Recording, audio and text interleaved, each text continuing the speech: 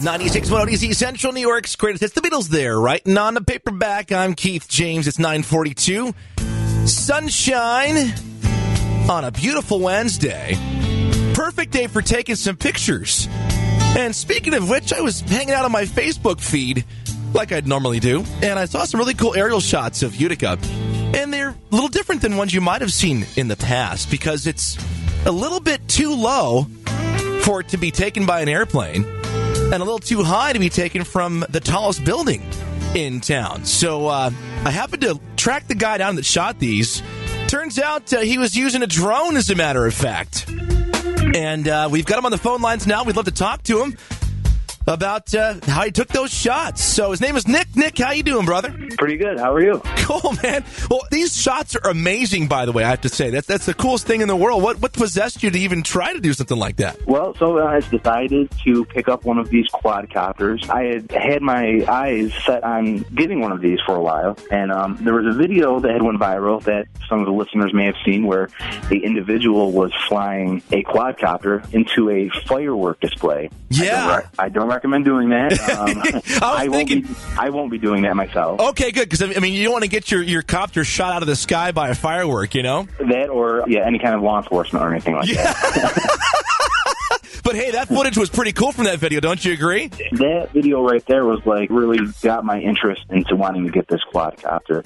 So I ended up picking the thing up last week for its initial flight and, snapped a couple cool pictures of the neighborhood that I live in. I put it up there on Facebook. You happen to see it, and, here we are. Yeah. Are you into aviation and or photography? Is that what sparked your interest too, or no? Not at all. Wow. I'm just a guy who likes to buy toys.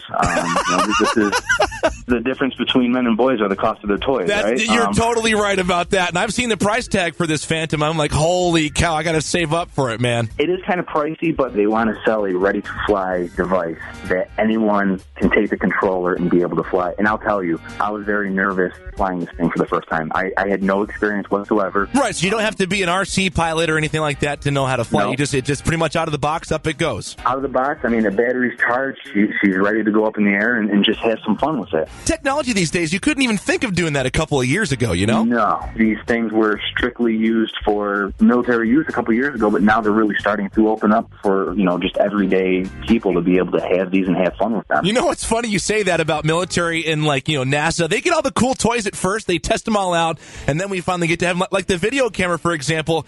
Neil Armstrong had one on the moon. They didn't have those things for public use, and then all of a sudden now we get them, So I'm like, if you want to have some fun, you got to be in the military or NASA. Yeah, well, eventually at some point it comes down and everyday people can have these toys. Yeah, it makes you wonder what they're up to right now that's going to happen in 20 years, How high does does the copter go? How long does it last when it's in the air? We got a bunch of gearheads listening to the station, so I'm kind of curious what's happening with that. Me personally, I will not go above 400 feet. I believe that is the safety threshold that you don't want to cross. That way you don't have the FAA knocking at your door. Yeah. There's no rules for hobbyists as far as, I'm sorry, not rules. There's no regulations for hobbyists. I can take this thing up and do as I please. Once you try and commercialize this, then you're breaking FAA regulations. There's a lot of controversy over there right now. Realtors are wanting to use this to sell houses, right? So if I'm going to buy a house, why would I not want to have an aerial view of the land, right? Sure. That'd be pretty cool, right? And right now, I believe they're working on regulations.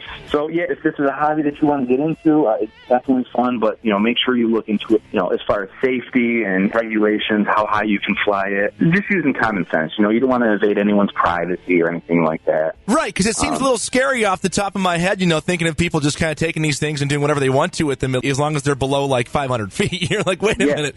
I have a very strong feeling these are going to become very popular starting this summer. And, they're popular now, but they're becoming much more affordable. Well, that's good because, the price tag, it was what'd you say, $1,300 for this thing? The wife wasn't too happy about it at first, but...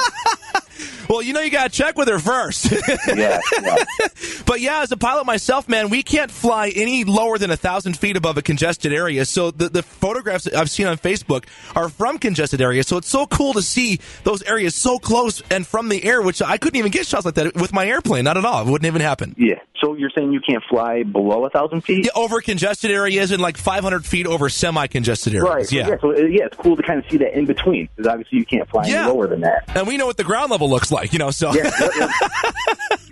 We're going to throw the pictures that you did on Facebook, if we could put those up on our website so people can see what we're talking about. Yeah, absolutely. Yeah. Just kind of tinkering around with it, and like I said, hobby you're going to get into, just read up the safety features on the quadcopter or whatever it is that you might be flying, and be respectful of others' privacy and property, and just have a good time with it. Yeah, because we're all thinking like, oh my gosh, what's he going to do, fly this thing over my pool when I'm sunbathing? So anyway.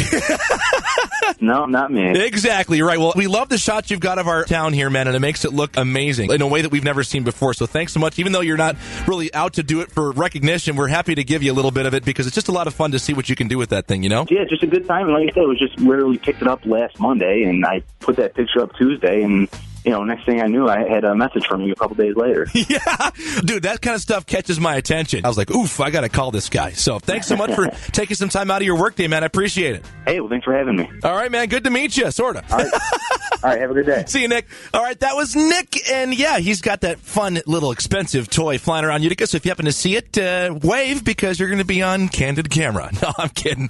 Hey, we've got his pictures up on the website right now at 961wwz.com. And if you want to catch this interview as well, and the video that he talked about where they threw that drone flew it through the fireworks display. We've got that up there too. So check him out. It's Nick with his quadcopter online at 961wwz.com. On the way next, CJ with some Stevie Wonder. I'm Keith James taking off. Have yourself a great Wednesday. I'll see you tomorrow.